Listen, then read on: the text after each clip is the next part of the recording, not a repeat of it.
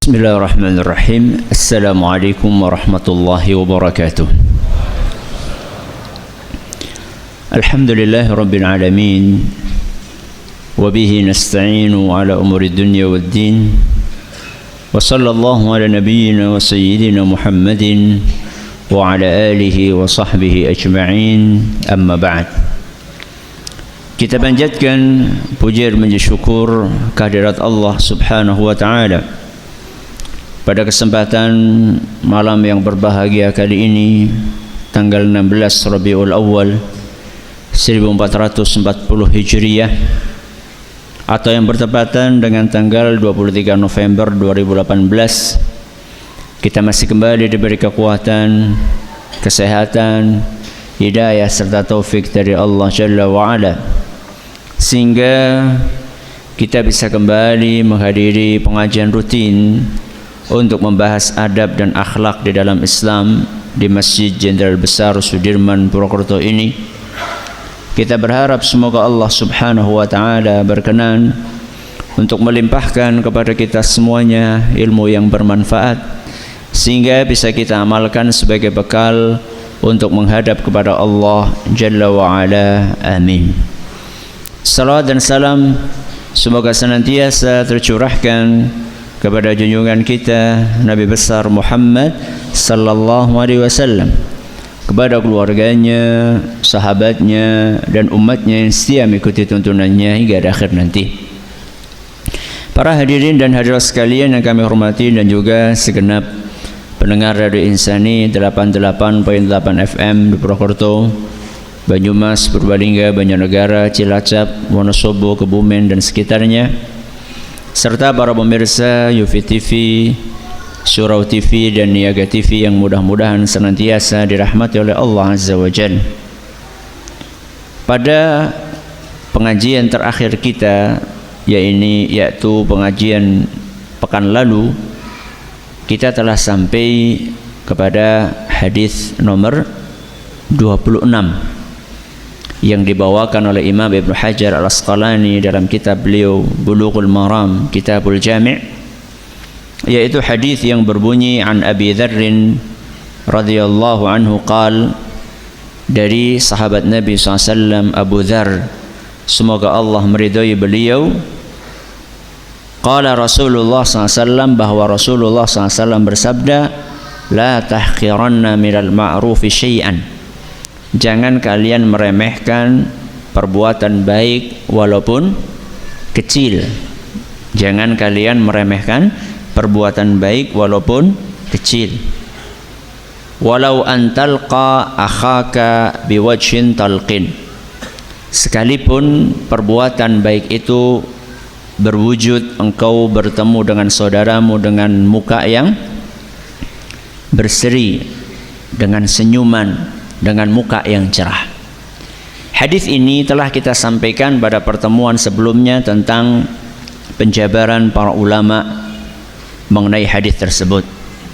Salah satu intinya adalah bahwa kita ini sebagai seorang muslim dianjurkan untuk memiliki wajah yang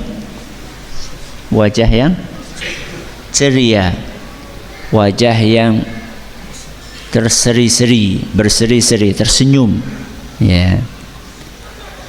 Bahkan kita bawakan pada pertemuan yang lalu bahwa Nabi kita Muhammad SAW dikatakan oleh salah seorang sahabatnya, yaitu Jarir, bahwa setiap ketemu dengan Jarir selalu beliau tersenyum, ya. Ini menggambarkan bahwa Islam ini agama yang murah senyum, ya. Timbul pertanyaan, apakah agama kita ini sama sekali melarang kita untuk marah, ya. Karena kan identik senyum itu dengan wajah yang ceria, tidak marah, gitu. Apakah artinya Islam ini melarang total umatnya untuk marah? Apakah seperti itu? Ya atau tidak? Tidak atau iya? Tidak. Berarti boleh marah? Boleh. Nabi SAW katakan la taghdab, jangan marah. Hadis riwayat Bukhari. Gimana? Kondisional, tergantung situasi dan kondisi. Bagus. Jadi marah itu bukan sesuatu yang tercela secara mutlak. Marah itu bukan sesuatu yang tercela secara mutlak. Dan senyum itu bukan sesuatu yang terpuji secara mutlak. Apa artinya? Bukan berarti orang yang senyum itu dalam segala kesempatan itu baik. Sebagaimana orang yang marah bukan berarti dia itu tercela dalam segala kondisi. Ada saatnya senyum itu terpuji, ada saatnya senyum itu tercela. Ada saatnya marah itu terpuji dan ada saatnya marah itu tercela. Orang yang murah senyum ketika istrinya digoda sama laki-laki lain, apakah tersenyum? Nek tersenyum ya? Nek tersenyum ya? Kebangetan. Bojone digoda kok malah mesam-mesam. Ya, ya tidak mungkin lah. Berarti kan senyum itu ada waktunya dan marah juga ada waktunya. Sehingga hari ini kita akan bicara tentang marah. Kalau kemarin kita bicara tentang senyum, ya. Sekarang kita akan bicara tentang marah. Marah itu ada yang positif, ada yang negatif. Marah itu ada yang terpuji dan ada yang tercela. Marah yang tercela adalah marah karena kepentingan pribadi.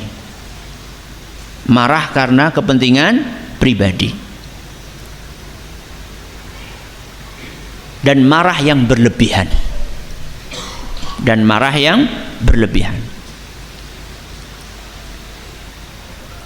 Kenapa marah itu tercela? Sebelum kita bicara marah kenapa tercela, saya akan bawakan dalilnya terlebih dahulu.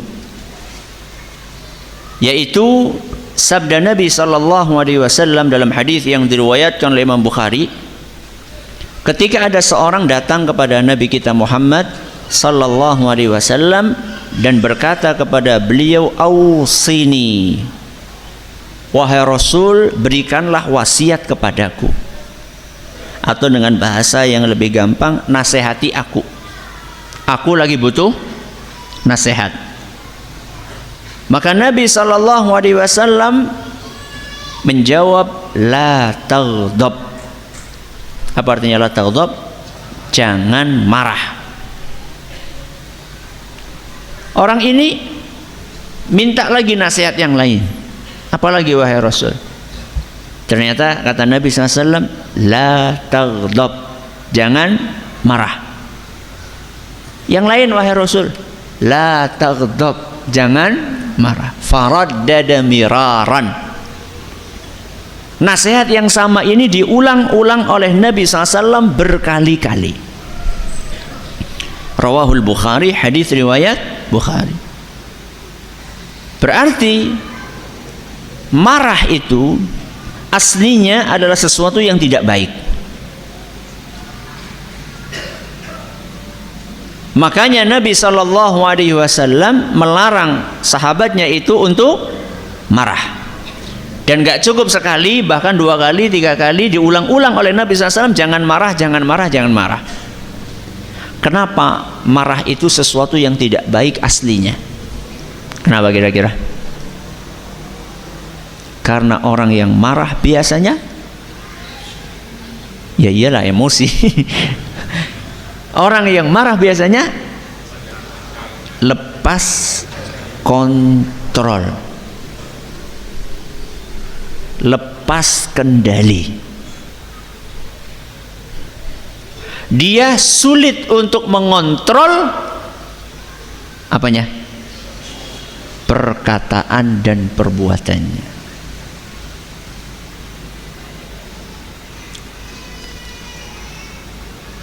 akal sehatnya itu ketutup dengan emosinya. Sehingga lihat orang, kalau pengen tahu orang bijaksana atau tidak, lihat ketika dia marah. Apakah dia bisa mengontrol emosinya atau tidak? Kalau dalam kondisi marah dia bisa mengontrol emosinya, wah ini betul-betul bijaksana. Ya kalau orang tidak lagi marah, nggak bisa ngontrol, harus sama sekali tidak bijaksana. Orang kalau lagi marah itu dia ngomongnya nggak terkontrol dan perbuatannya juga nggak terkontrol. Makanya banyak sekali kata-kata yang tidak layak untuk keluar dari mulut dikeluarkan dalam kondisi marah. Kebun binatang metu kabeh kalau orang lagi marah. Rumah tangga hancur ketika sedang marah. Rata-rata orang itu menceraikan istrinya ketika lagi marah. Wis pegatan baik, iya ora apa-apa. Siki baik, ora sang ngongko, GPL. Ya. Sulit seorang mengontrol mulutnya. Bukan hanya mulutnya, bukan hanya perkataannya, termasuk perbuatannya, seluruh anggota tubuh dia. Kalau lagi marah itu sulit dikontrol. Ya tangannya, ya matanya. Jajal sing ngilo. Coba Anda bercermin kalau Anda lagi marah. Keren, cakep, atau jelek, mengerikan. Orang lagi marah itu identik matanya melotot, mukanya merah, telinganya keluar asapnya.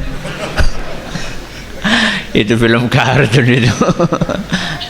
Intinya mendidih otaknya gitulah kira-kira. Dia sulit untuk mengontrol perbuatannya, sehingga terjadilah pembunuhan ketika orang lagi emosi.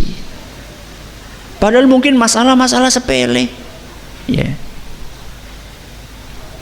Mungkin cuma masalah ayam, tetangga yang sering buang kotoran sembarangan. Ayamnya gue digebuki ora paham ora. Ya. Ayam tuh nggak punya akal ayam itu. Bu Anda ambil kepalanya diplak-plok. Ora paham ora. Ya. Anda yang mempermalukan diri Anda sendiri. Ya. Apa jatakan ditulisi dilarang BAB sembarangan, ya udah bisa maca juga. Kadang-kadang karena masalah sepele, akhirnya ribut, akhirnya sampai emosi naik, kemudian dia ngambil sesuatu yang bisa membunuh orang lain, ambil golok, ambil apa.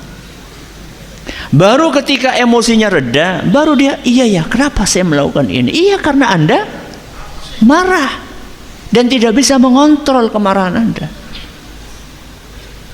Makanya Nabi SAW sejak awal sudah mengantisipasi jangan marah, karena kalau orang sudah marah sudah sulit terkontrol, sehingga dari awal dicegah dulu jangan marah.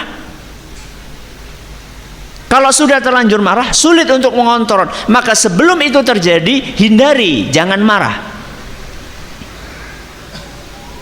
Kalau sudah terlanjur bagaimana? Kalau sudah terlanjur, pesan dari Nabi SAW, idza ghadibta faskut. Kalau kamu lagi marah, diam. Kalau tadi kan sebelum marah, jangan marah. Tapi kalau sudah tidak bisa ditahan marah, maka suruh diam. Apanya yang diam? Apanya yang diam? Semuanya. Ya mulutnya, ya anggota tubuhnya.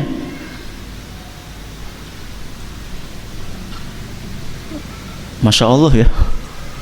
Lagi marah disuruh menang, padahal pengennya mulut ini pengennya mengeluarkan apa saja yang bisa dikeluarkan, pengennya mengeluarkan amunisi sebanyak-banyaknya dari mulutnya. Tapi sama Nabi SAW disuruh ditahan, diam. Bukan hanya mulutnya yang suruh diam, anggota tubuhnya juga disuruh diam. Makanya oleh Nabi SAW ketika seorang lagi marah dan dia dalam posisi berjalan, maka dia disuruh berhenti. Dan kalau dia dalam posisi berhenti, berdiri, maka dia disuruh duduk. Dan kalau dia dalam posisi duduk, maka dia disuruh berbaring. Ini semua dalam rangka untuk menahan anggota tubuh ini supaya tidak melakukan hal-hal yang tidak diridhoi oleh agama kita. Tapi kan rata-rata orang sebaliknya. Kalau lagi marah, jagung malah menyat. Nek lagi menyat, mengdapur, golet, kudi. Berarti ini bertolak belakang dengan advis nasihat dari Nabi SAW. Ini marah yang tercela. Apa tadi marah yang tercela? Marah karena kepentingan pribadi dan berlebihan. Sekarang kita berpindah kepada marah yang terpuji. Marah yang terpuji adalah marah karena Allah. Marah karena Allah.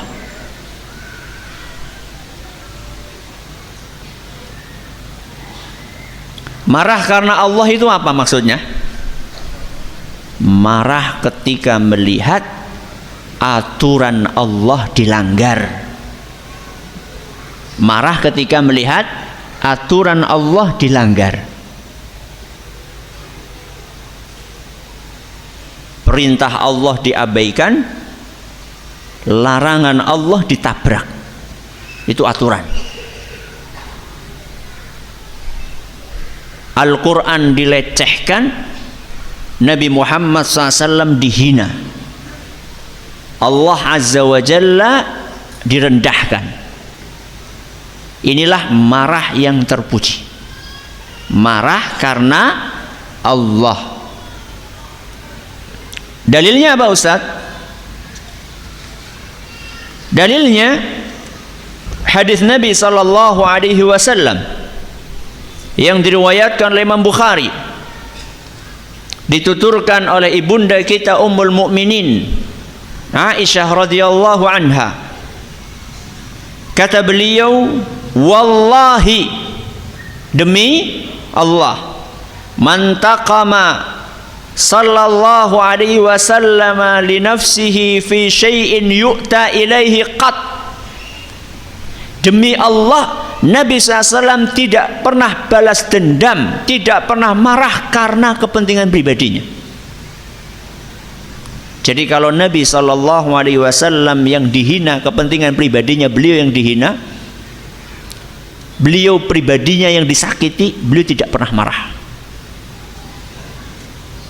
Contoh ketika Nabi SAW didatangi oleh seorang Arab Badui dari arah belakang, sambil ditarik bajunya, kerahnya itu ditarik,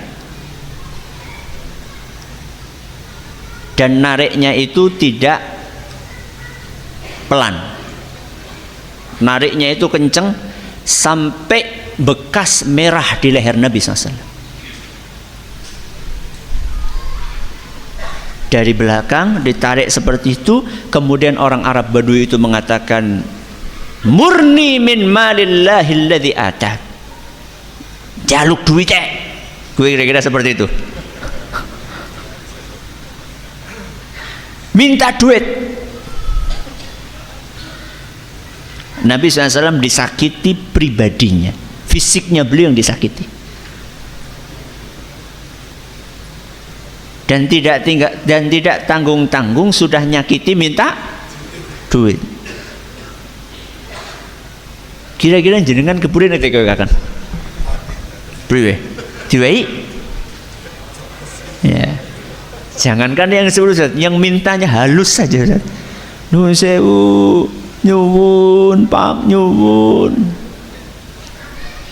Kerja ngapa? Padahal sudah halus, sopan, sesopan-sopannya. Nabi SAW begitu digitukan, fatabassama Rasulullah SAW. Beliau cuma tersenyum. Kemudian beliau menyuruh pembantunya untuk kasih dia. Subhanallah. Nabi SAW tidak pernah balas dendam untuk kepentingan pribadi beliau. Terus kapan Nabi SAW marahnya? Hatta tuntahaka hurumatullah fayantaqimu lillah. Kecuali ketika aturan Allah dilanggar, saat itulah beliau marah lillah. Apa lillah? Karena Allah. Makanya tadi marah yang terpuji adalah marah yang karena Allah. Coba sekarang kita bandingkan keseharian Nabi SAW yang kayak tadi, nggak pernah malah kalau yang dihina pribadi beliau atau yang disakiti fisik beliau sendiri. Marahnya adalah ketika ajaran Allah yang dilanggar. Sekarang kita bandingkan itu dengan kita. Rata-rata kita ini marahnya kapan?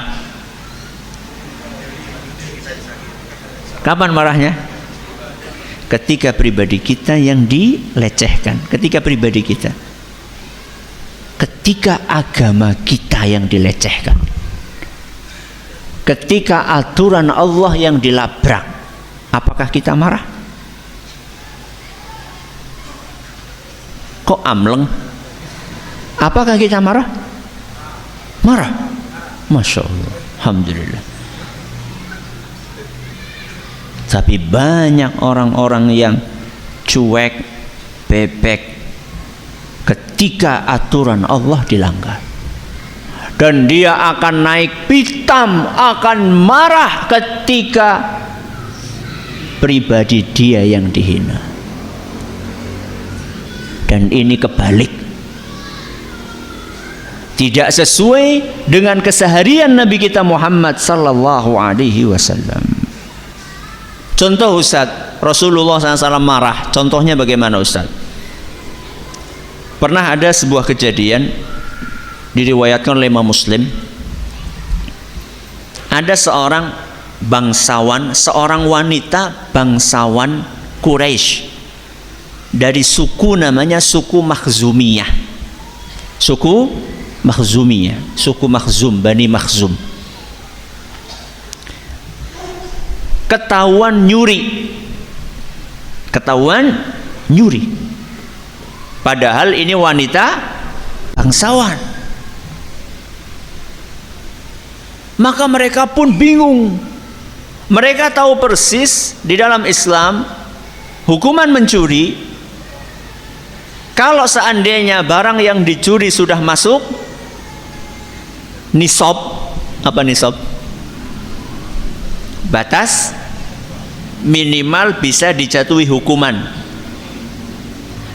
Jadi yang namanya potong tangan dalam Islam itu bukan asal nyolong sambil jepit selen dipotong tangannya, oral. Jadi ada apanya? Ada nisabnya, ada batas minimalnya. Ya. Bukan berarti besok boleh nyolong sambil jepit selen, enggak.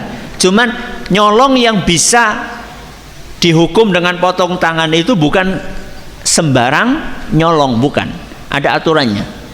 Dan juga dilihat saat itu apakah musim paceklik atau tidak. Jadi banyak ini Jadi jangan begitu dengar kata potong tangan itu langsung wah, engko ya tangan tong yo. Enggak, ada aturannya. Ada kriterianya. Nah, mereka orang-orang Quraisy itu tahu persis bahwa Nabi SAW itu tidak akan pernah mentolerir ketika pelanggaran itu sudah berkaitan dengan hudud. Ya, hudud itu adalah penjatuhan hukuman seperti potong tangan, seperti rajam, ya, seperti cambuk bagi mereka yang berzina atau bagi mereka yang minuman keras. Ya. Ini Nabi SAW tidak pernah mentolerir itu. Tapi mereka malu seandainya wanita bangsawan ini dipotong tangannya, ini akan jadi aib sepanjang masa. Sukunya ini, wah. Akhirnya maka mereka pun berusaha untuk melobi Nabi kita Muhammad SAW. Namun mereka nggak berani ngelobi sendiri. Akhirnya mereka mencari orang yang sangat disayangi oleh Nabi SAW. Siapakah dia? Usamah bin Zaid. Siapa? Usamah bin Zaid. Beliau itu mendapatkan julukan Hibbu Rasulullah SAW, anak kesayangan Rasulullah SAW.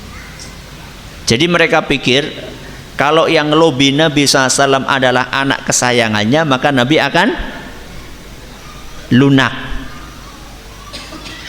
Maka begitu Usamah datang menemui Nabi SAW dan menyampaikan hajatnya, Nabi SAW langsung bersabda, atashfa'u fi haddin min hududillah, apakah engkau pengen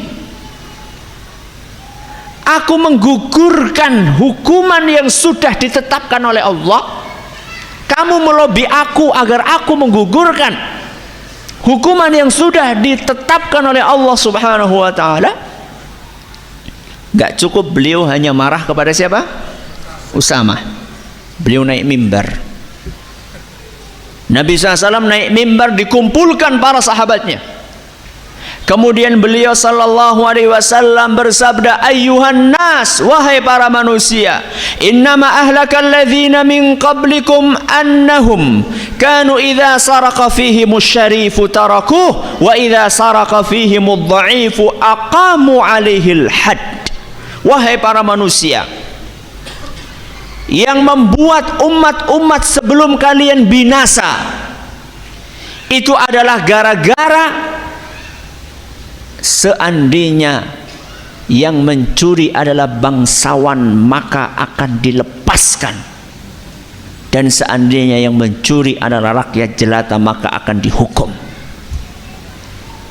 Tebang pilih, tajam ke bawah, tumpul ke atas. Ini yang membuat bangsa akan hancur. Sejak 14 abad lalu, 15 abad lalu sudah diingatkan oleh Nabi kita Muhammad SAW. Kalau masih kerabat pejabat, lepas. Kalau masih kroni pejabat, lepas. Kalau dari oposisi, nek bisa dirujak sisan. Ini yang membuat hancur suatu bangsa.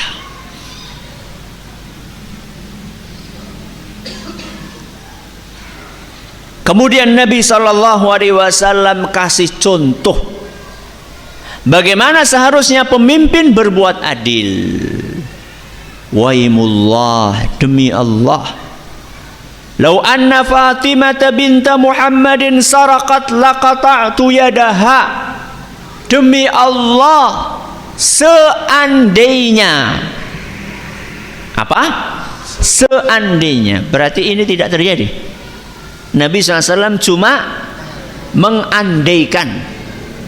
seandainya Fatimah, sinten Fatimah, seandainya Fatimah binti Muhammad, yaitu putri beliau sendiri, seandainya Fatimah binti Muhammad mencuri, aku yang akan memotong sendiri tangan dia. Rawahu Muslim, hadis riwayat Muslim. Dan tidak mungkin Fatimah mencuri. Seandainya memang terjadi itu, aku sendiri yang akan memotong tangannya. Ini loh pemimpin yang adil. Nabi SAW marah karena apa? Karena apa? Karena Allah, beliau tidak ridho aturan Allah Subhanahu wa ta'ala dilanggar. Beliau tidak ridho dengan adanya ketidakadilan. Beliau tidak ridho tebang pilih. Maka beliau marah. Ini contoh, Nabi SAW marah karena Allah. Tapi marah karena Allah pun juga ada aturannya. Masya Allah. Marah karena Allah juga ada aturannya. Padahal ini marah positif atau tidak? Positif. Sesuatu yang positif saja ada aturannya. Apa aturannya, Ustadz? Aturannya ini tetap harus terkontrol ucapan dan perbuatannya. Harus tetap apa? Terkontrol ucapan dan perbuatannya, alias tidak berlebihan. Walaupun marahnya karena Allah.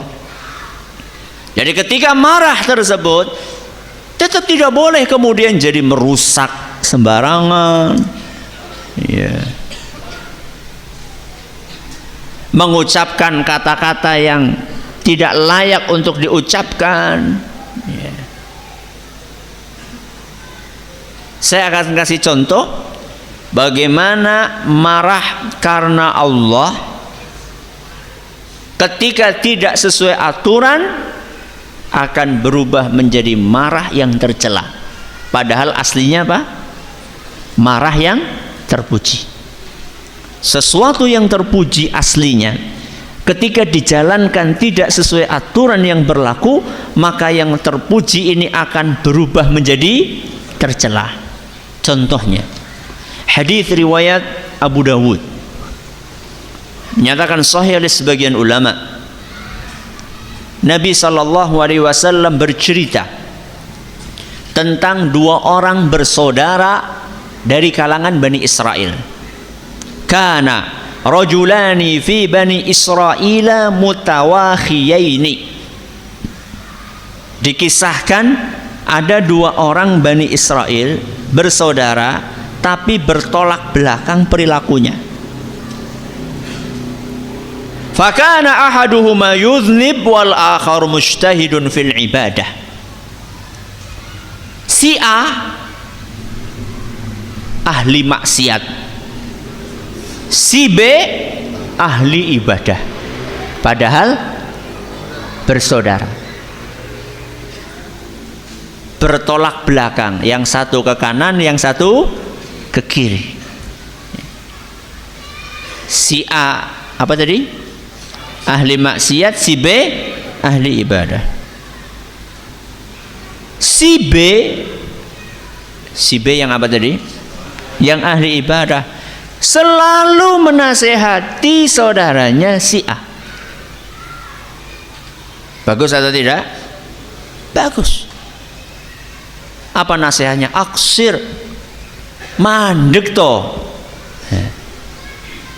wis maksiatnya wis. Selalu seperti itu sampai datang suatu hari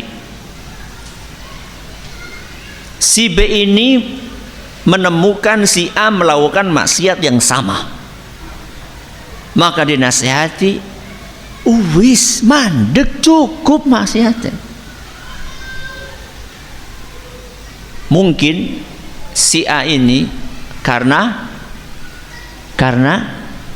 bolak-balik diomongi, akhirnya dia marah. Dia mengatakan khallini wa rabbi, biarkan aku, nggak usah urusi aku. Abu'ista alayya raqiban, sejak kapan kamu itu diutus sebagai pengawas buat aku? Siapa sih ngangkatmu pengawas? Ya. Ternyata si B terpancing. Si A jengkel, si B ikut jengkel. Dikatakan seperti itu, maka si B pun mengatakan, wallahi la yaghfirullahu lak, demi Allah engkau tidak akan diampuni oleh Allah. Apa? Demi Allah engkau tidak akan diampuni oleh Allah. Bermasalah atau tidak? Gimana masalahnya? Hah? Memastikan apa? Memastikan, mendahului takdir Allah, mendahului kehendak Allah. Demi Allah, memastikan karena diawali dengan kata demi Allah. Beda seandainya redaksinya adalah hati-hati loh, mbok ora diampuni sama Allah, mbok ora diampuni. Dengan kalimat yang tadi pertama apa? Demi Allah engkau tidak akan diampuni. Beda atau sama? Bedanya apa? Kalau tadi ada ungkapan yang memastikan, seakan-akan dia sudah ngelihat Lauhul Mahfud yang di dalamnya ada takdir manusia. Kalau yang pertama itu sifatnya cuma menakut-nakuti saja. Itu pun juga mbok itu apa? Jangan-jangan saya khawatir, takutnya kamu tidak. Itu kan beda. Nah, si B tadi mengeluarkan kalimat demi Allah engkau tidak akan diampuni oleh Allah. Kemudian atau dalam redaksi yang lain, la yudkhilukallahul jannah, Allah tidak akan memasukkan kamu ke surga. Masya Allah. Seakan-akan surga itu milik dia. Apa kamu yang bagi surga? Singkat cerita, kedua-duanya meninggal dunia, baik si A maupun si B. Si A meninggal dunia masih sebagai ahli maksiat, si B meninggal dunia masih sebagai ahli ibadah. Fajtama'a inda rabbil alamin. Di akhirat kedua-duanya dihadapkan kepada Allah Subhanahu wa taala, jejeran. Sinten? Si A dan si B. Faqala li hadzal mujtahid, Allah Subhanahu wa taala berfirman kepada si B yang ahli ibadah, akunta bi aliman, apakah engkau tahu apa yang sudah aku tetapkan? Maksudnya apa engkau tahu isi buku takdir yang sudah aku tulis itu, sehingga kamu berani mengatakan dia tidak akan diampuni, kemudian dia tidak akan masuk surga? Awakunta ala ma fi yadi qadiran, apakah engkau lebih berkuasa dibandingkan aku? Ini adalah yang Allah sampaikan kepada si B. Apa yang Allah sampaikan kepada si A? Idhab, pergi. Masya Allah. Disuruh apa? Pergi. Fadkhulil jannata birahmati. Pergilah kamu dan masuklah engkau ke surga dengan rahmatku.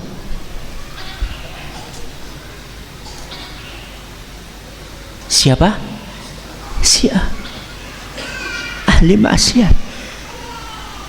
Jangan difahami ngesuk jadi ahli maksiat, baik, bukan. Masuk surga atau masuk neraka itu adalah hak prerogatif Allah subhanahu wa ta'ala, hak mutlak Allah.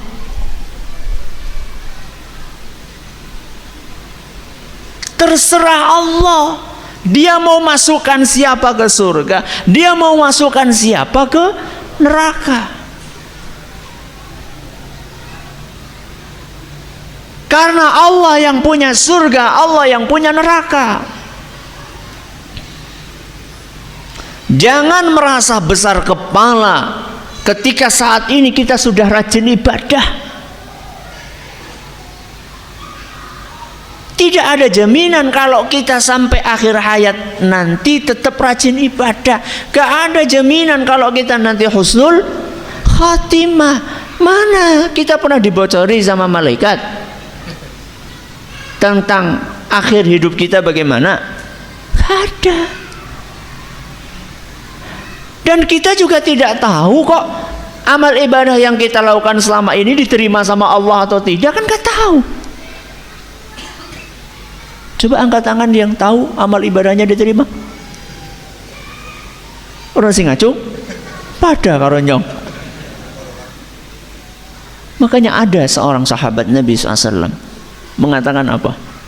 Andaikan aku tahu ada 2 rakaat salatku yang diterima oleh Allah subhanahu wa ta'ala, itu lebih aku cintai daripada dunia seisi. Andaikan aku dapat berita bocoran 2 rakaatmu itu diterima sama Allah, itu sudah membuat aku lebih bahagia dibandingkan diberi dunia seisinya. Kenapa demikian? Para ulama menjelaskan, karena Allah di dalam Al-Quran berfirman, innama yataqabbalullahu minal muttaqin. Karena Allah dalam Al-Quran berfirman, yang diterima amalnya hanyalah orang-orang yang bertakwa. Berarti kalau amalan dia diterima walaupun cuma 2 rakaat, berarti dia orang yang bertakwa. Dan orang yang bertakwa tempatnya di mana? Di surga.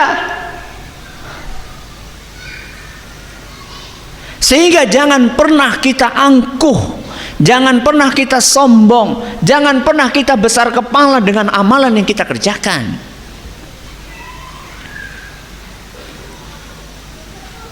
Bangga dengan amal soleh saja nggak boleh, apalagi bangga dengan maksiat. Ya, jadi jangan sampai tadi seperti saya katakan, wah aku jadi ahli maksiat baik. Buk jere sapa? Ya buk jere sapa? Itu namanya spekulasi. Ya. Jangan spekulasi masalah akhirat. Ya. Buk jere sapa diampuni? Iya, tapi kan juga ada kemungkinan juga tidak diampuni. Ini orang kebetulan dengan takdir Allah diampuni sama Allah subhanahu wa ta'ala. Mungkin karena Allah melihat orang ini walaupun ahli maksiat, tapi dia ada penyesalan di hatinya, ada perasaan hina di hadapan Allah. Ini dihargai sama Allah subhanahu wa ta'ala. Ya. Jadi orang yang setelah berbuat maksiat menyesal, merasa hina di hadapan Allah, ada keinginan untuk taubat, ini semua ini dihargai sama Allah subhanahu wa ta'ala. Tidak ada satupun amal soleh yang kelihatan maupun yang tidak kelihatan, yang lahiriah maupun yang batiniyah, melainkan itu pasti akan dihargai sama Allah Subhanahu wa ta'ala. Maka si A ini disuruh pergi kemana? Masuk ke surga. Dengan apa tadi? Dengan rahmatnya Allah. Wa qala lil akhar. Kemudian Allah Subhanahu wa ta'ala berfirman kepada si B, idhabu bihi ilan nar. Bawa orang ini ke neraka. Inna lillahi wa inna ilaihi raji'un. Padahal dia ahli ibadah, karena dia mendahului takdirnya Allah, tidak sopan kepada Allah, tidak beretika kepada Allah, seakan-akan dia ini mengatur Allah, harusnya kayak gini, harusnya kayak gini. Apa komentar Abu Hurairah yang meriwayatkan hadis ini? Walladzi nafsi biyadihi, demi Allah, latakallama bikalimatin au baqat dunyahu wa akhiratahu. Si B ini mengeluarkan kata-kata yang menghancurkan dunia dan akhiratnya. Itulah bahayanya kata-kata. Kenapa kita bawakan hadis ini? Karena ingin menjelaskan marah yang terpuji kalau tidak sesuai aturan bisa berubah menjadi tercela.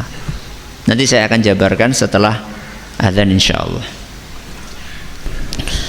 Alhamdulillah rabbil alamin, wassalatu wassalamu ala nabiyina Muhammadin wa ala alihi wa sahbihi ajma'in, wa ba'd.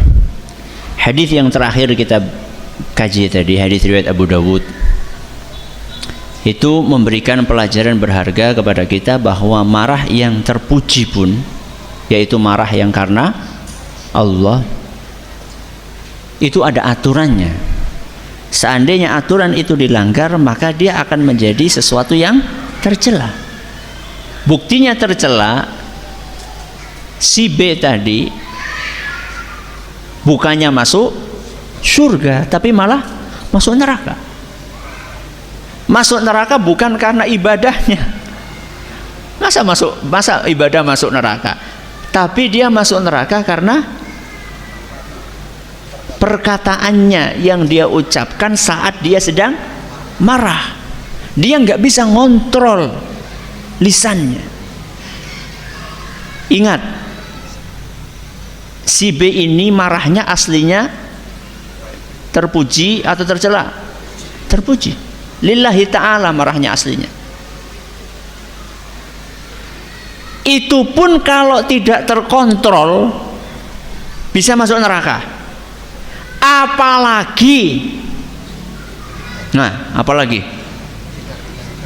Apalagi marah yang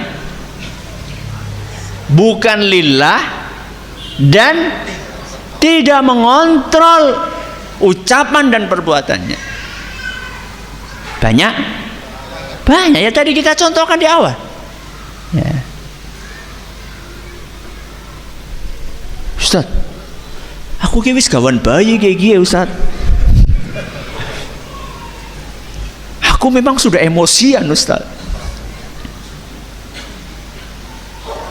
Terus ya kayak gini Ustaz. Terus apa? Kalau itu memang sudah bawaan dari bayi, terus apa? Mau dibiarkan? Ya. Anda ketika lahir dari perut ibu Anda pakai baju? Pakai baju enggak? Gue mau gawan bayi. Apa terus Anda tidak pakai baju terus? Yo, pakai baju Ustaz. Kenapa? Ya baik. Lah iya. Sekarang Anda ada bawaan bayi tadi, karakter gawan bayi sih bahasa Indonesia ini apa? watak, ya. Watak asli. Anda punya watak asli seperti itu kan sesuatu yang buruk. Apa terus akan Anda teruskan? Apakah lantas akan Anda teruskan seperti itu? Yang namanya perilaku itu memang membutuhkan latihan dan perjuangan. Makanya Nabi SAW bersabda, innamal hilmu bittahallum. Kesabaran itu akan didapatkan dengan latihan. Jadi kalau misalnya Anda emosian, maka ya harus dilatih supaya tidak emosi. Ya. Jangan pasrah. Pasrah di sini dalam arti tidak mau merubah diri, jangan, tidak boleh. Harus ada upaya untuk merubah diri.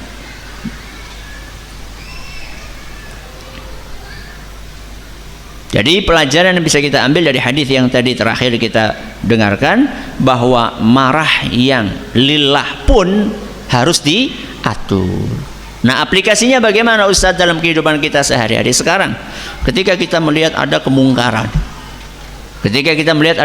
kemungkaran, Al-Quran dihina, ya, Rasulullah SAW dilecehkan, agama kita dijadikan bahan tertawaan, marah kita. Ya. Akan tetapi kemarahan itu harus tetap teratur dengan aturan agama. Jangan sampai kita melakukan hal-hal yang merugikan orang yang tidak bersalah. Contoh, kita marah ini, Al-Quran dilecehkan, terus kita bakar ban di tengah jalan. Bakar apa? Ban di tengah jalan, sehingga lalu lintas jadi macet. Nyambung apa ora? Nyambung apa ora? Menyelesaikan masalah atau tidak? Tidak, malah nambah masalah. Sekarang orang yang macet tadi itu, lalu lintas sampai berkilo-kilo, salahnya mereka apa? Kok malah mereka yang jadi korban? Ya. Walaupun niat aslinya marah karena Allah, tapi marah karena Allah pun harus diatur dengan aturan agama. Tidak boleh kita melakukan hal-hal yang melanggar aturan agama. Melanggarnya di mana Ustadz? Subhanallah, kerikil di tengah jalan saja disuruh untuk disingkirkan. Kerikil, paku, apa maning, beling, duri, kalau ada di tengah jalan disuruh disingkirkan oleh Nabi SAW. Ini kok malah kita naruh ban dibakar mana di tengah jalan, sih kepriwe gitu loh. Ya jelas melanggar agama lah, apalagi merugikan orang banyak. Macet, ada orang mungkin di sana, ada ambulan bawa orang yang sedang sekarat, mungkin ada ibu hamil tua sudah bukaan 6, ya cesangal lah contohnya betul itu. Bukaan 6. Mungkin ada orang sedang asma lagi butuh oksigen, kok dipikir tuh matang-matang, ya. Jadi marah itu terbagi menjadi 2, ada yang terpuji, ada yang tercela. Berarti ini buat pertemuan yang akan datang. Subhanakallahumma wa bihamdika asyhadu an la ilaha illa anta astaghfiruka wa atubu ilaik. Assalamualaikum warahmatullahi wabarakatuh.